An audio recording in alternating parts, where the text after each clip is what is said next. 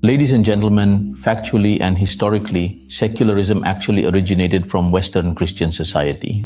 According to Adrian Husseini in Why the West Became Secular and Liberal, secularism was triggered by three main factors. What are they? First, the problem of the Bible's text. Both the Old Testament and the New Testament arose because the Bible has issues regarding its originality. The December 30th, 1974 edition of Time magazine featured an article titled, "How True is the Bible?", which stated that there are 50,000 errors in the Bible. Up to now, no one has refuted this article.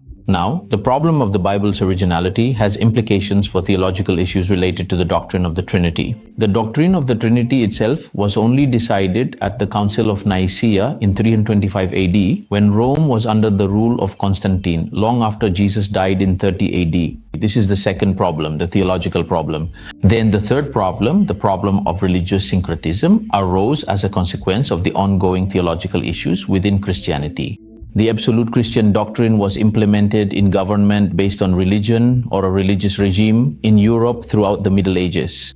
As a result, terrible disasters occurred, such as the massacre of millions of people through inquisitions against those considered heretics or who deviated from the official doctrine of the church, the excommunication of church members deemed heretical, the sale of indulgences, and so on.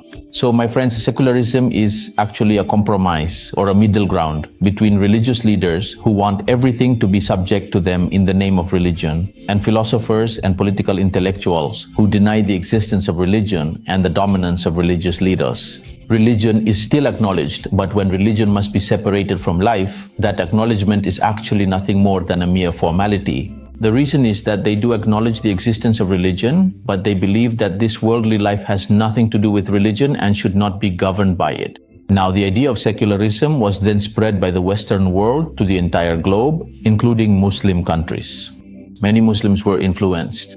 They also became secular and turned Islam into a ritualistic religion that is individualistic in nature.